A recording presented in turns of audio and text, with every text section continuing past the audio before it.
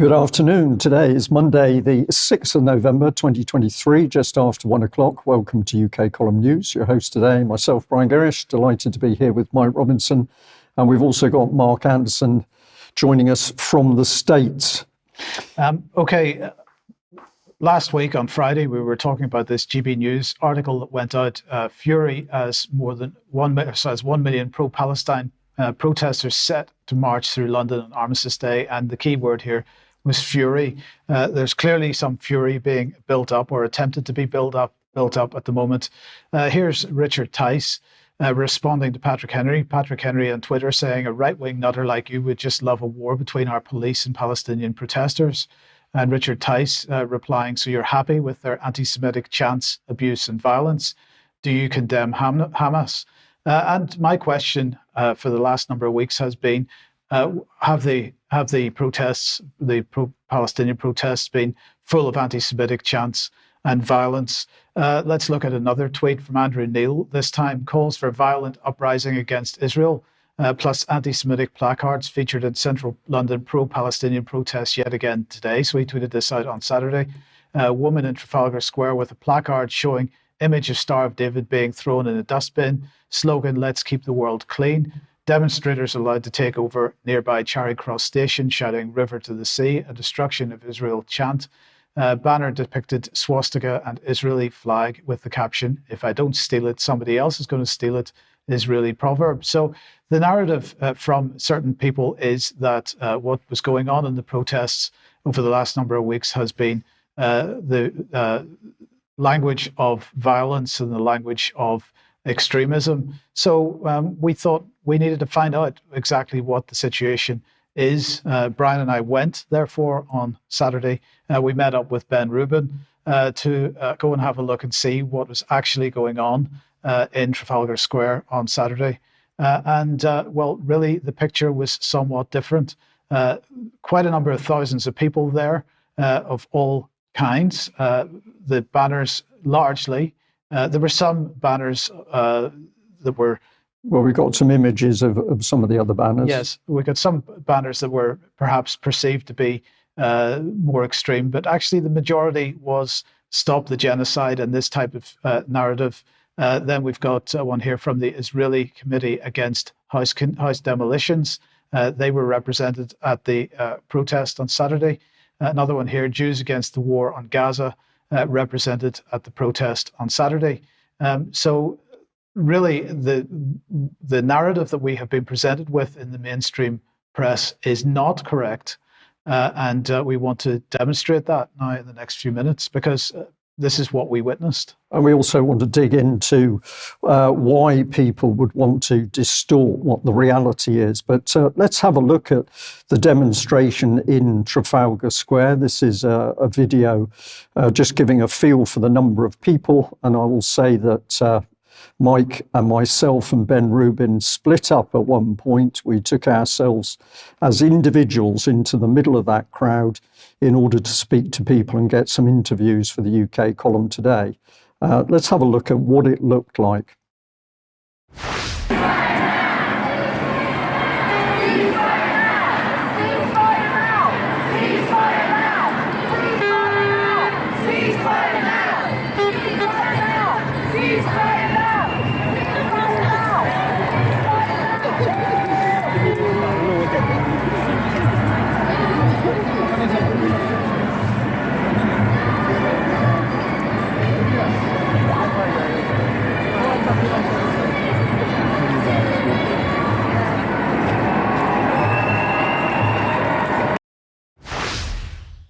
So there we are. As individuals, we took ourselves into that crowd. We had nothing to identify us. We weren't carrying anything which identified us as UK column, but we took the opportunity to walk up to people, to ask them why they were there, and to see what response. I took quite a lot of little video clips, and we're going to play 3 of those clips now. Very different people, very different comments in some ways, but of course what everybody was desperate to do was to stop the violence in Gaza as soon as possible. So let's listen to the Well, we should just say these are audio clips with some images over them, because we were mainly just recording an audio. But let's have a look at the first one. So I've come over to Nelson's column, and I'm with a family, I think. Yeah, two families. Two families. So I'm going to start off with you, if I may. Tell me why you're here. What are you concerned about, and why have you come? Just from a humanitarian point of view, I think everyone's in agreement. What happened on October 7th was a despicable act, but the response has been totally disproportionate. And at what cost is it that Israel feels the job will be done, and how many Palestinian lives will have to die or lose their life in order for that to say the response was adequate and job was done? Because all they are doing is just recruiting the next level of Hamas, and if it's not Hamas, it'll be another group. 50% of the population of Gaza are under 16, they're children. They weren't even born when Hamas was around. And people need to understand that. And now it's a case of, we know that what was done is wrong, but your response, and as a sovereign country, that's one of the fourth biggest military powers in the world, they should have a lot more better means at their disposal to be able to deal with this. Okay, and what amongst the people here today, there are some Jewish people who are Jews for peace, and I've spoken to them as well. What message would you give to people in the Jewish community? Jewish, Muslim, Sikh, Hindu, Christian, it doesn't matter. From a humanitarian point of view, a lost life is a lost life. And we're all in unison. What is sad is the conflation of trying to criticize Israel and being accused of anti-Semitism, and that is held back. A lot of people are weary of saying things, but it shouldn't be the case. And there's many a march and demonstration in Israel against what they believe their government are doing, and even here, the Jewish voices that are voicing their voice in unison with ourselves and every other community here, saying it's wrong. And it shouldn't be. But the sad thing is, they're being labelled by other Jews as being self-hating Jews. So that was a very nice family group. I took the opportunity to stay with them a little bit longer. I spoke to some of the ladies in that group as well, but we've only got so much time. We will be looking to put out all of the audio clips for our UK column viewers and listeners. So look out for that in the next couple of days. Let's move on to the next one, another viewpoint from somebody in that crowd.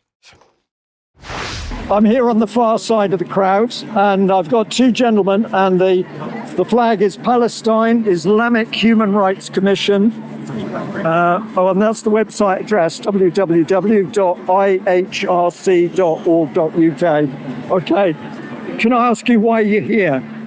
We are here for Palestine. We, Islamic Human Rights Commission, is standing for Palestinians for a very long time. We are here to create awareness that Islamic Human Rights Commission support oppressed people of Gaza, and we are against the oppression and occupation, brutal occupation of Israeli army of the occupied land. Right. So, if you could make the decision, what would you like to see happen today? The first is an immediate ceasefire. And Israel and Israeli officials should be tried, including United Nations, British government, French government, and Israelis, American, USA. They should be tried in a war criminals. They are the war criminals. They are supporting the genocide. The American, British providing the bombs to kill innocent children all around, especially in Gaza. So far, 4,000 has been killed by the British bombs and the USA provided. So they are the one who basically funded this genocide, and they are supporting apartheid of modern age. Okay. Apartheid.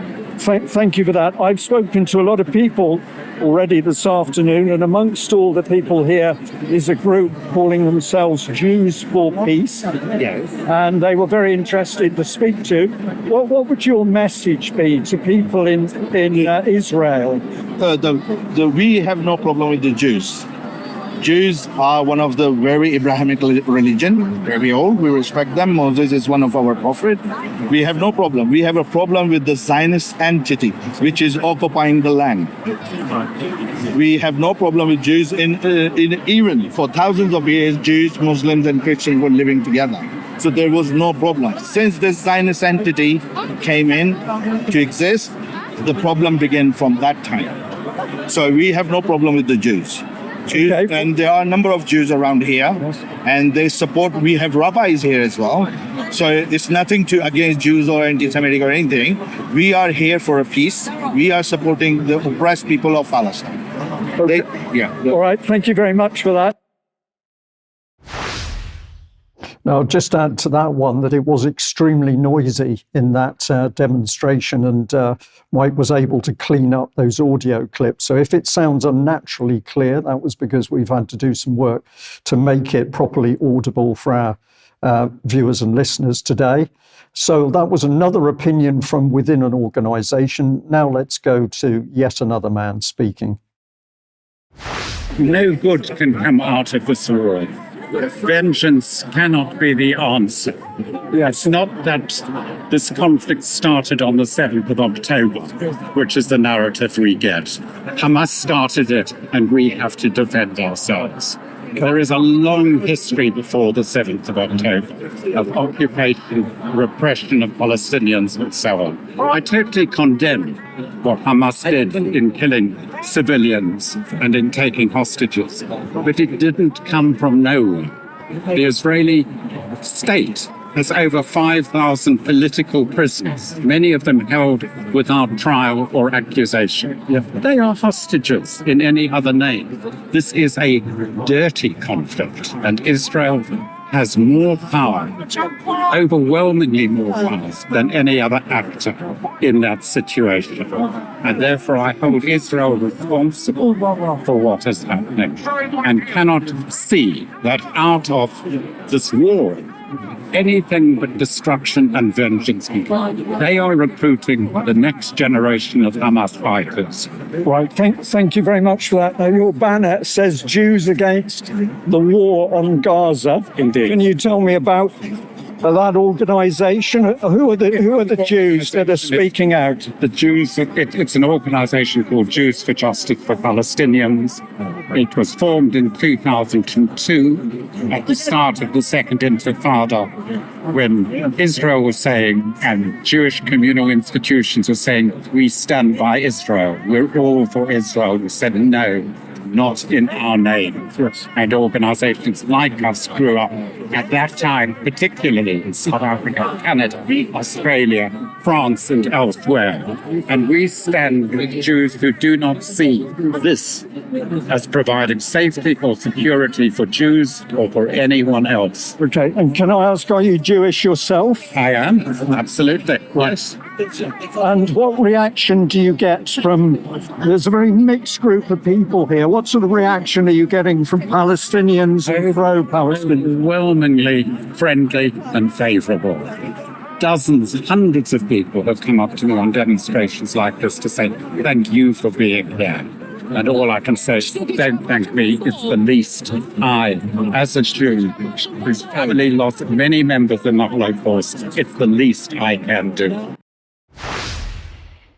So we found very interesting people speaking there. We did select those 3 clips for the news. We are going to put all the clips that we took in the day up, as I said, for people to be able to listen to. But those are the sorts of comments that we were getting. And as we mixed amongst the crowds, if we just bring a couple of images back on screen, people were talking, they were moving through that very packed crowd. They were unbelievably polite. Some people had children with them. There were some banners that came in with a different slant on them, nothing too excessive in my mind, but we're now forced to ask, are messages like this, which I've described as raw, is this to be hate speech in the future, which is to be banned? But the clear message for people, really nice people, was that they were desperate for a ceasefire now to stop the deaths. They wanted an end to the killing of the children in their thousands in Gaza and the killing of children in Israel. And they were very happy to make their feelings felt. But let's have a look at this picture, which fascinated me, because as I moved over towards Nelson's column, there at a local pub, I saw some members of the Royal Navy. They were having a drink and relaxing after their formal duties as part of the Cenotaph parade. They were only yards away from the demonstration. They were completely relaxed and happy. And later on, some of those men departed from that pub and walked through the edge of the crowd. And my point is that, of course, that crowd cannot have been the immensely dangerous crowd that GB News and others would have us believe if members of the armed forces in uniform were able to freely walk amongst them. So I'll leave you to reflect on that point. But the other issue was the police. And I will say that the police were mostly okay when we left, and that was before the interaction and altercation with the police started. We also met some police who'd come from Wales. They'd been drafted in for Wales. They were exceptionally friendly and polite. But I have to say that members of what I believe were the tactical support group were sullen. They were very hostile, and they treated anybody who tried to speak to them with utter contempt. I was actually appalled, and I'm going to say it was obvious to me that they were fearful. And this is why they were so aggressive. I believe that they've got a head full of fear because it's been put there in police training. Now, on that issue, I'd like to take people back to 2015, when we were getting very interested in stories which were emerging that Metropolitan Police were going to Israel in order to receive training. This was one particular report, but if I go to something more substantial, I'm going to bring in this one here, International Business Times. Israeli army trained London police in tactics and strategy during the Gaza crisis, says report. And the investigation report said that between the 1st of March and 31st of August, at least 80 personnel working for London's Metropolitan Police had travelled to Israel for a tactics and strategy meeting. Now, this was never pinned down. We were never able to pin it down, although there were some denials that have appeared on social media. But this report said that according to Iran Efrati, an investigative researcher into the Israeli military, Israel's training of American police is dangerous. Their methods are developed in a context where the citizens are seen and treated as an enemy to be crushed, highlighting the dangers of US police being trained by Israel. Efrati, who has served in the Israeli army, explains in a video that when your police come back, you become their enemy. Now, if anybody's got any further information on this, I would certainly like to know, but it seems to be very important. And I'm just going to add that as we look to the post-demonstration reports, this was the BBC here. It came up with a generalized report. It does talk about the number of people killed in Israel. It talks about Israeli airstrikes killing more than 9,000 people. It includes a quote from the chief rabbi who said that the line between protesters supporting innocent Palestinians and backing Hamas had become badly blurred. But in fact, there was no substance about the people on the demonstration at all. It's taken UK Column to get amongst those people and to help them get their views out. This is the journalist who wrote that vacuous report, and she advertises herself as a mum. And I just wonder why a Wimbledon mum would not care about stopping the killing of 4,000 dead children in Gaza. But it goes on, because this was the Sunday Express, my terror over race hate mobs. And this story is apparently about a 93-year-old Holocaust survivor, revealing that he's so frightened he's been forced into hiding. And my question is this a 93-year-old man who is actually terrorized, or is it a 93-year-old man terrorized by his memories and his belief in deliberately alarmist and fear-mongering headlines? Or maybe it's a combination of both. I'll leave the audience to think about that. Here's the Sunday Telegraph. Now it gets interesting because basically we've got a headline, Met Police Advisor led from the river to the sea chant. Apologies, this is a little bit blurred, but basically it talks about a gentleman called Malik, a solicitor who the police have used through his this organisation, the London Muslim Communities Forum, in order to advise them. But apparently he's now a turncoat. But we've seen with the prevent strategy accusations that the police themselves were helping to ramp up violence, and I wonder whether it could be the same thing. But the other comment we need to make here is that we've also got this large image. This is the Duchess of Edinburgh in what I'm calling Glamo Camo. And of course, she's been off to Canada. So the story overshadowed by the glamour in camouflage jacket. And if we look at their Sunday Telegraph magazine, we've got the front page here with a big image of the king turning 75. But oh dear, he's just got one son by his side. So this is very much pulling the heartstrings of the nation. But let's remember, this king is working for the globalist agenda and the World Economic Forum rather than looking after his subjects. But if we get into this magazine, then it starts to get really dangerous as far as I can see, because we've got Zoe Strimpel saying that Germany puts Britain to shame with its zero tolerance of anti-Semitism. And I'll just put this on screen so you can freeze it, but there's some talk about it. But the key quote is, we're not going to accept anti-Semitism, whoever defines that. That's not going to be tolerated in, quote, any form whatsoever. So somebody's suggesting we should be more like the Germans. I wonder how many people attending the cenotaph would agree with that. But if we look at this article in more detail, there's a mind game going on here, because you've seen the serious headline, Germany puts Britain to shame. But look at the other headlines that are brought in alongside it. Fake nipple bra brings cheeky back to women's sexuality. And the other one, my new man has let it be known he's a bit kinky in bed. Should I be scared? This is deliberately playing with people's minds. And of course, the newspapers know exactly what they're doing. So UK Column is going to end this segment by saying our experience of London, despite the troubles that took place later, did not match the peaceful response from the majority, the overwhelming majority of the protesters. Of course, Trafalgar Square was not the only place that marches were taking place. This is Glasgow, I believe. Well, Brian Simpson here tweeting out incredible scenes in Govan as punters come out of the pub to support the Free Palestine protest. So that was Glasgow. Then in Washington, D.C., we had lots, and even Israel, as was mentioned by one of the people speaking in Israel, protests outside Netanyahu's home is how it was being described. This is clearly a global issue. It has become a global issue for people, and people making their feelings understood. So let's come back to this. This was Douglas Murray. We pointed this tweet out on Friday. UK Hamas supporters are now planning a 1 million-man march in Remembrance Day. This is, of course, this coming weekend. And it isn't on Remembrance Day. It's on Armistice Day, which is Saturday. They plan to defame our war dead and desecrate the cenotaph itself. I'd like to know how he knows that. But anyway, this fear of what's going to happen this weekend is being ramped up with a view to bringing people out on the streets. And he actively says at the end, if such a march goes ahead, then the people of Britain must come out and stop these barbarians.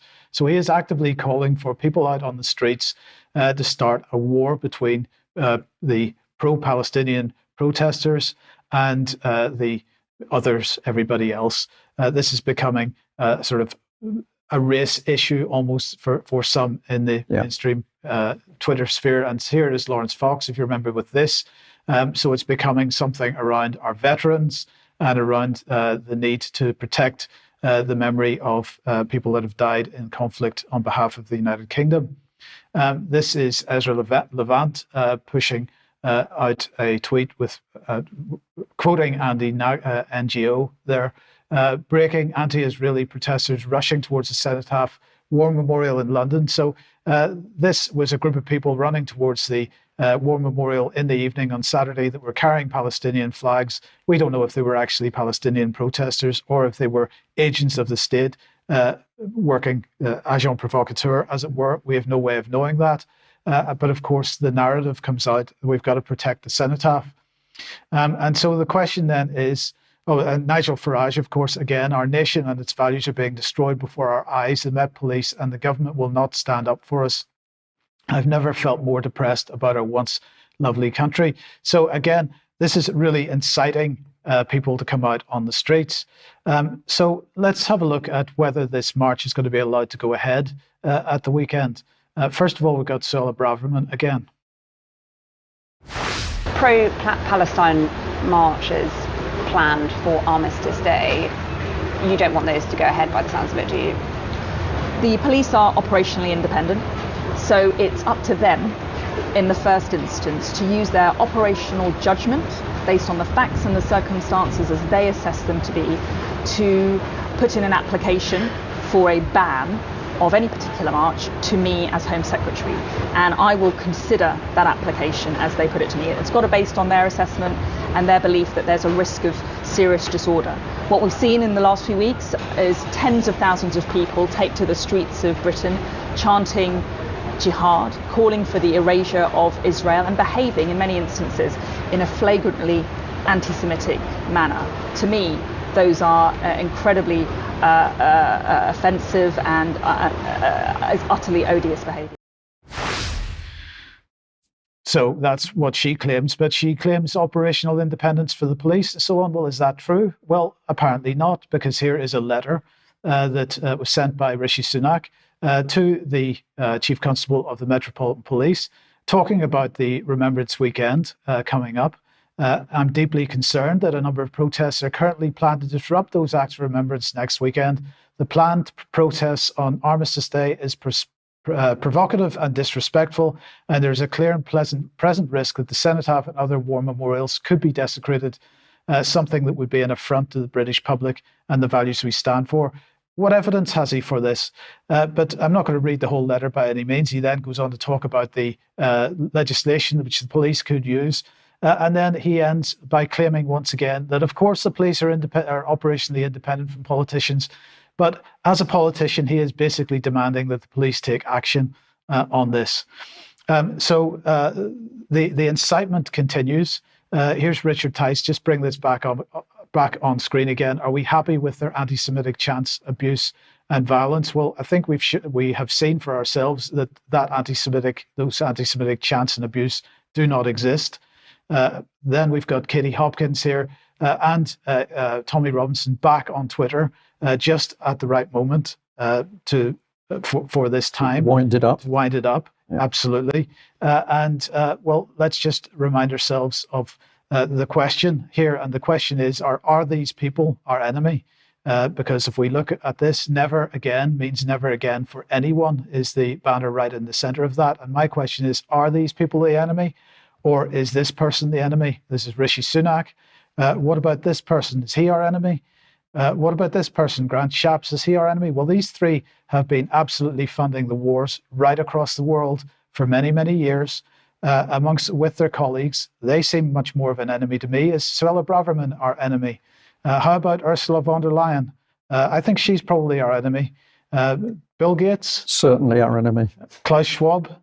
The question here is, who should we be considering our enemy to be? And if we consider our enemy to be the ordinary people, no matter what their views are, whether we agree with them or not, if we consider ordinary people to be our enemy, when we're in the face of a regime globally, which is creating wars around the world, and really doesn't care whether any one of us lives or dies, that has vaccinated us, locked us down, and has treated us equally, whether we are Muslim, Christian, black, white, whatever we are, we've been treated the same, whether we're living in Israel or in the UK, we've been treated the same by these people.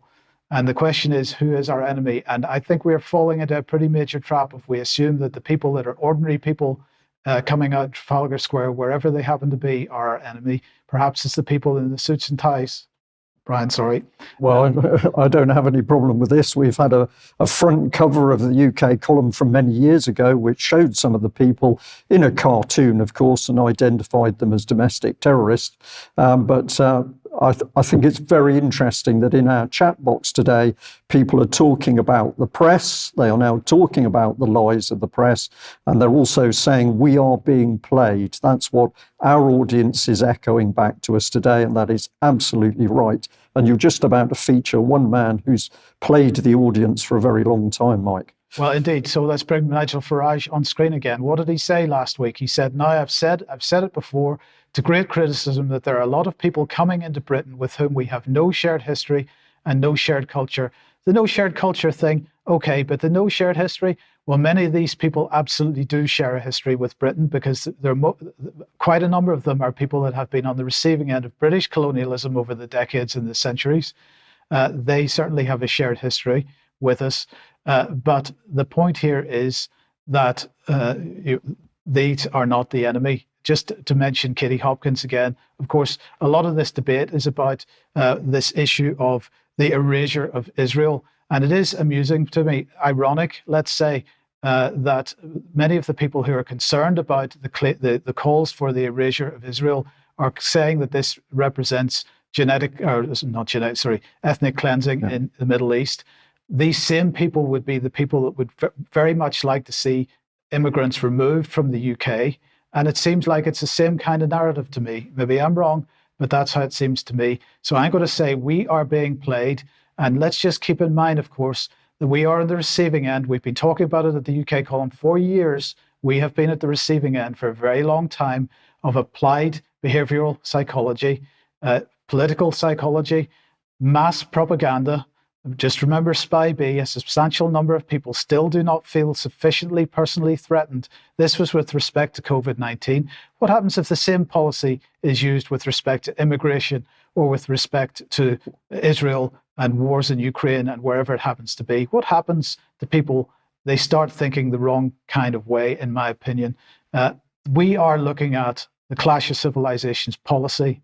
And what's really interesting is, to me, over the last couple of years, a lot of the sort of ideologies of left and right politics and so on have been set aside with respect to COVID-19 and lockdown and these kinds of issues. And Ukraine, even, we started to see people from the left and the right coming out to demand a stop, an end to the Ukraine war. This issue has put people back in their silos, and I think people really need to be very, very careful about that. This is the Clash of Civilizations policy, I believe, that we're witnessing at the moment, and we would be very foolish to fall for it. Yeah, I'm just going to add to that, Mike, and I've talked about this before, but I think it's a really important point. For people who are worried about immigration, and there are many long-established immigrants in this country who are also worried about immigration, my key question to a very big and quite tough audience in the Midlands was, how did these people get in the country? And the audience didn't answer me. I had to ask the question 3 times. How did they get into the country? I prompted, did they fight their way ashore? But eventually somebody said, we let them in. And I asked who let them in. And that audience could eventually tell me the people who let them in were the politicians. And I asked if the politicians were the enemy or the people that had been invited in. It then went deathly quiet. And this brings us back to the faces that you've had on screen. It's time for people in UK to understand that bad decisions they have made, we have made over the years, are now coming back to haunt us. And we need to deal with the people who are creating this mayhem, which is a combination of the politicians with non-government organisations and big corporations. And the media. Pardon? And the media. And the media. It's very clear. So we're being tough today, but I'm just going to say thank you to everybody that we reacted with in that demonstration. And when we came to go home, it was exceptionally busy on the Underground. We ended up packed into a carriage which was certainly full, all sorts of colours, races, religions, and everybody was still very polite, and some of them talking about what had taken place. So the majority of people, very, very well behaved, peace loving, And this hype by the media to get people at each other's throats is truly horrific. Okay, let's change the topic completely. And Mark, let's come on to education. Yes, in Oregon, and we can get that first slide up here, COVID, in the wake of the COVIDocracy, the bureaucracy created by the COVID crackdown, and you mentioned that Klaus Schwab and company have been sort of the real enemy behind some of those things. Oregon took the brilliant decision, as the headline says here, this is a column in The Hill, a DC newspaper. Oregon just dropped all graduation standards, get that, failing all of its students in the name of equity. This is an opinion piece by Aaron Wythe, not necessarily the opinion of The Hill. It gives that disclaimer, and we'll move on from there. Prior to the passage of Senate Bill 744 in the Oregon Assembly in 2021, the state's assessment of essential skills requirement for high school grads was sensible. Read and comprehend a variety of text, write clearly and accurately, and apply math in a variety of settings. Students were required to demonstrate these skills. Citing the effects of COVID school closures, however, SB 744 required the state to review requirements for high school diploma options. And to address learning loss through the pandemic, the bill led to the suspension of Oregon's essential skills proficiency requirement through the 2023-2024 school year. But get this, last month, Oregon's State Board of Ed at the state level voted unanimously, no less, to adopt an additional extension of this suspension all the way through the 2027-2028 school year. Board members alongside Oregon Department of Ed leadership argued that requiring students to complete standardized tests both presented a harmful hurdle for historically marginalized students, a little PC there, and represents a misuse, allegedly, of state tests. And we'll just give a little more here, moving on from there. Since Oregon abandoned those essential skill requirements for high schoolers, graduation rates have skyrocketed. There's really no hurdles or no standards, so they just march them on through. With a graduation rate of 81.3%, Oregon's class of 22 set a record for the second highest four-year grad rate ever recorded in the state. Unfortunately, this is not indicative of student skills. Only 43% of students in that year's grad class were proficient in English in an English-speaking country. Get that, only 43%, and less than 31% were proficient in math. The OAE, that's the teachers union, the Oregon Education Association, their mission statement is clear. In addition to representing its members, the union made a commitment to ensure quality public education for students in Oregon by advocating for policies that do not require students to learn basic language and math skills in order to graduate. However, this teachers union, alongside the State Board of Ed, has placed Oregonian graduates at a significant disadvantage while substantially lowering the quality of public ed. And I believe we're just about there. What we're looking at here for this brief report, and I'd like to comment a little bit more about what you're looking at now in extra. This is the McGuffey Sixth Eclectic Reader. This is from about the turn of the century, about 1900, give or take a couple years. And most of the content was for sixth and seventh graders, let's say on a US or British level, roughly what they call middle school or junior high. And if you look at a McGuffey reader, and we learned about that lack of proficiency in English, you see literature that most high schoolers and even most college grads could not even grip right now. And so that shows not only how badly things are going now in public education in the States, but over the course of a little more than a century, the overall education standards have absolutely and astronomically plummeted. And we'll see that later when, in extra, if I get a chance, I'll read some of the passages out of the McGuffey Sixth Reader, again, for junior high school people in the late 19th, early 20th century. And the difference and the contrast is just incredible. So it's really a sad note for American education. And this is going on really in varying degrees across the country. Yeah, okay. Thank you, Mark. Thank you very much for that. Okay, if you like what the UK Column does, you would like to support us, please head over to community.ukcolumn.org. Your membership would be very welcome, much appreciated and much needed. You could pick something up at the UK Column shop, and please do consider Christmas gifts this year. But share anything you find on the various platforms, especially ukcolumn.org and ukcolumnextracts.co.uk. Okay, we've got an interview for the 7th of November at 1 o'clock. That'll be Debbie Evans with Hedley Rees and Cheryl Granger. This will be back on matters pharmaceutical and related subjects, MHRA. So watch out for that. That's tomorrow at 1 p.m. Okay, now the King's speech is also tomorrow. I'm not quite sure what time it is. Might be at 1 p.m. Let's bring him on screen. There he is. Now, of course, this is from the last Queen's speech, where then Prince Charles was reading it out with the crown on the table. Undoubtedly, it'll be on his head this time. So let's have a look and see what the official press release has said on this. The speech will focus on putting in the right laws where we need them to safeguard the future prosperity of the United Kingdom. You believe that? You believe anything? As part of this government's commitment to create a better and brighter future for people, the King's speech will also include a package of measures focused on strengthening our society and helping people feel safe in their community. So what does that mean? Well, that means strengthening the state, making sure that the state is better protected. That means more of the same of the type of thing that we've seen in the last couple of years, shutting down freedom of speech, making sure people are kept in their, they're going to be feeling safe, so they don't need to worry about all this draconian legislation that's coming in.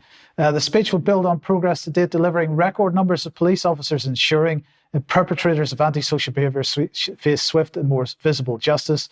7 bills will be carried over from the previous Parliament to complete their passage in the next session, including the Digital Markets Competition and Consumers Bill, the Digital Protection and Digital Information Bill. And of course, that's all about making sure data sharing, that's Data Protection and Digital Information Bill, all about data sharing internationally and so on. It is about deregulating many pretty surveillance type activities. Holocaust Memorial Bill, Economic Activities of Public Bodies, Overseas Matters Bill are also on the list there. But as well as that, we will have the Media Bill, which of course is going to lock down freedom of speech once again. Also the Mental Health Act Reform Bill and some other bills as well. So that then takes us to Pfizer, Mark. Yes, here on this side of the pond, gentlemen, Pfizer is looking at a lot of cutbacks. Now, Albert Bourla, the CEO of Pfizer, recently spoke to Bloomberg Media to I believe it's a weekly Wall Street-oriented show, and he got the royal treatment with nary a question, not any questions at all about the side effects or downside of the COVID-19 vaccine. We saw that first headline there a second ago, that there's been major cutbacks in Michigan, not far from me in Kalamazoo. Reading a little bit of this to get the basic facts, Pfizer's plunging COVID-19 product demand, get that, has spurred a company-wide cost-cutting campaign with nearly 200 jobs now on the chopping block just in Michigan alone.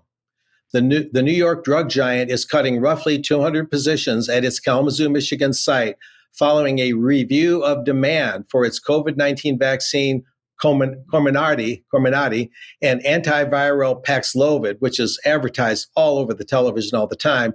A spokesperson recently said Pfizer blamed the job cuts on, quote, lower than expected utilization for COVID-19 products, end quote. Interesting. The company does not take these changes lightly, Pfizer's saying. All decisions that impact people, processes, and initiatives will be made with transparency, compassion, and respect. Pfizer is also saying, we also remain committed to our patients and will continue to produce the COVID-19 vaccine to meet demand. Going on from there, the move comes after the big pharma giant unveiled a COVID cost-cutting campaign designed to achieve $3.5 billion, in savings by the end of 24. Earlier this month, Pfizer slashed its 2023 revenue projection by $9 million, which the company blamed on a $7 billion increase in its projection for sales of oral antiviral Paxlovid, plus a $2 billion cut for its BioNTech partnered COVID vaccine.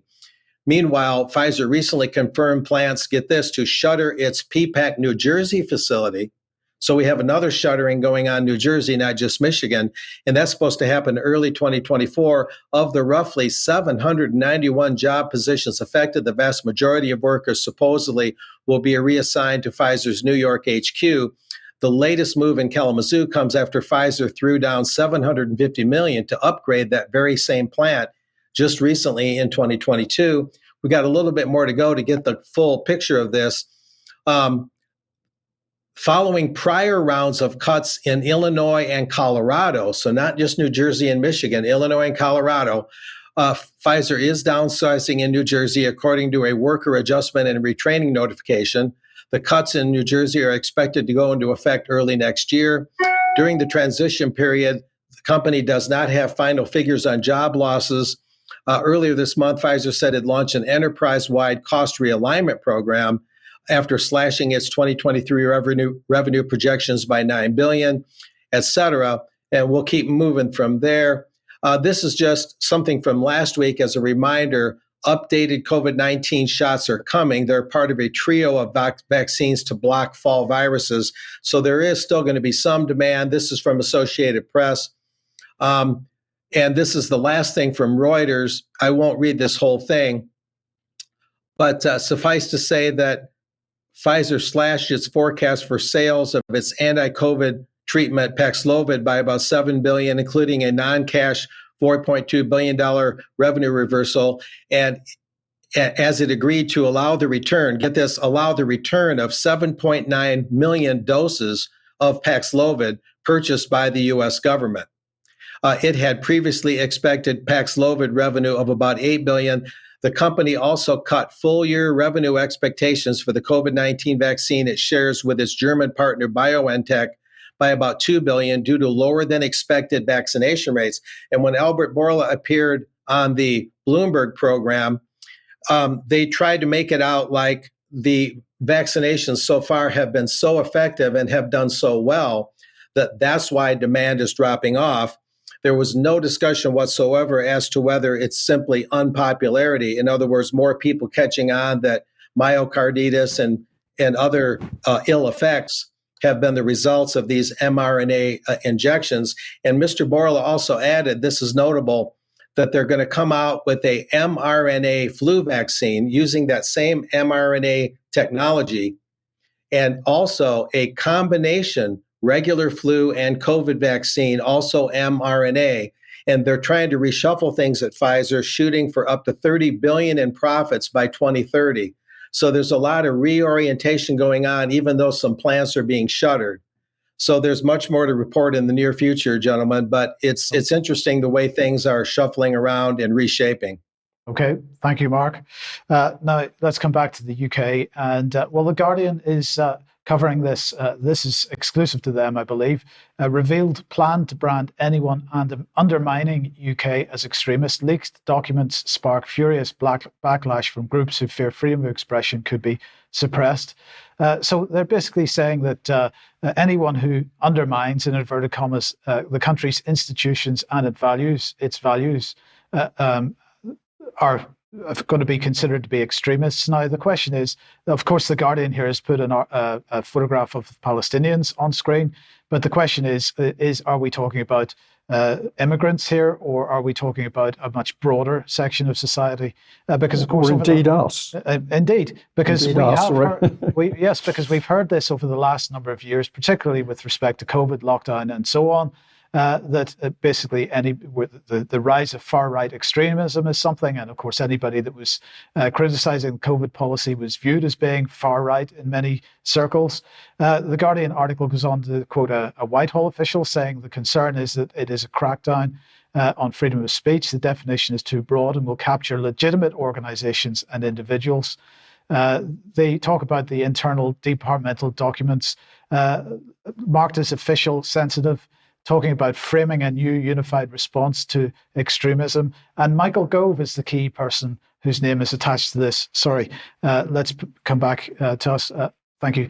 So the question is, who is going to be labelled an extremist? Clearly, The Guardian is framing it in a particular way, but actually, I believe it's going to be a much broader. It's going to be anybody that dares challenge any government policy. Yes. It's going to be looking to capture. Well, your audience had a sneak preview there, but thanks to Debbie for spotting the Observer front page here. So the Observer revealed plan to brand anyone undermining UK as extremist. So this is part of the key bit. And of course, that's put alongside Gaza siege conditions. So don't worry, it's just a siege in Gaza. Nobody getting hurt at all. But what have I said in the text there? This is a UK dictatorship. It's accelerating. It's coming into place very, very quickly now. And people need to be fully aware of what's happening and speak out against it while they can. But of course, if we deal with people causing the trouble, this is from the Mail, Boris Johnson visiting the kibbutz where Hamas massacred Israeli civilians. As he warns, we face a huge terrorist threat. But he's on a solidarity visit to Israel following the October the 7th attacks.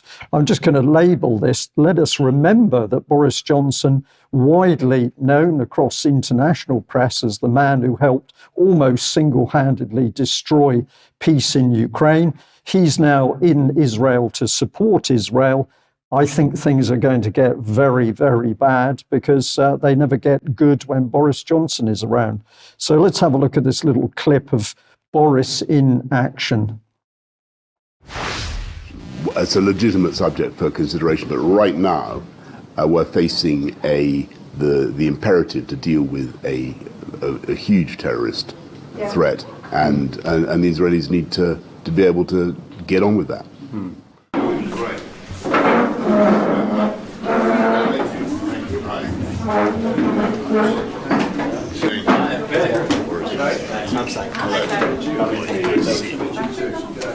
It's a real good coincidence. How long have you been serving here? A day in Samaria. Right. We are from the same unit, two of us. From the same unit. Right. And I'm in the same unit. Volunteered straight away to come out and serve here. So some of us have been living here for years now. Strongly, I disagree with those who try to make some kind of moral equivalence between what you are doing and what the terrorists do. I'm here to show my support. Thank you. Thank you. Mr. Johnson, former Prime Minister of Australia. We are honored to host you at the Lone Soldier Centre in memory of my Kennedy. Well, as I look at that video clip, into my head comes just look at the state of that man.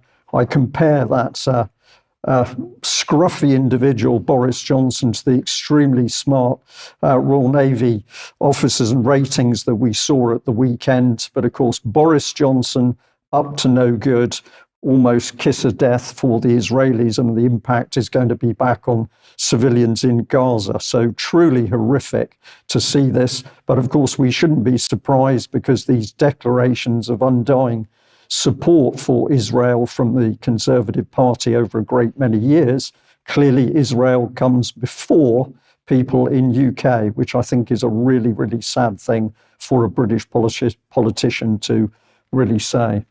Okay, let's move on to Ukraine, because Ukraine has not ended. The war continues there. People dying on a daily basis in Ukraine. But we don't need to worry about that because Ursula von der Leyen has been meeting with Zelensky in order to, with respect to the accession of Ukraine to the European Union. She released this little bit of video. Let's have a look. You should not stand in the rain. But it's warm. It's not. Come under my umbrella, that's good. Yes, you again. I want to tell you how impressed we are by the reforms you've made in the midst of a war. You should never forget you are fighting an existential war, and at the same time you're deeply reforming your country. You have reached many milestones, reforming your justice system, curbing the oligarchs' grip, tackling money laundering, and much more. And I know that you are in the process of completing outstanding reforms. If this happens, and I'm confident, Ukraine can reach its ambitious goal of moving to the next stage in the accession process.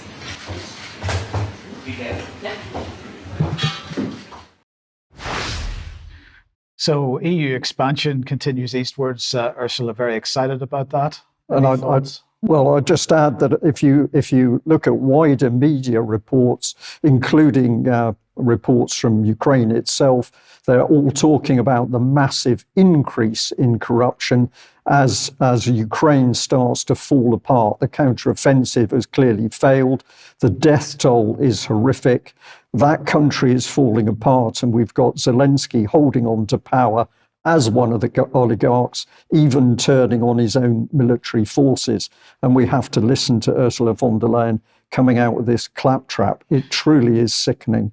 Okay, so let's have a look at this headline that came, I believe this is NBC. Mark can correct me later if I'm wrong. US European officials broach topic of peace negotiations with Ukraine, sources say. The conversations have included very broad outlines of what Ukraine might need to give up to reach a deal with Russia. So now we're starting to see discussions about peace negotiations taking place, because there's clearly a recognition that, in fact, the counteroffensive has failed, the entire offensive has failed, and Russia is not going anywhere anytime soon. Now, the issue here then is why could this not have happened 18 months ago? Well, as Brian has already mentioned, Boris Johnson was largely responsible for that. That's our government of the day, and our government continues to push this war rhetoric. We need to stop that immediately. Yeah.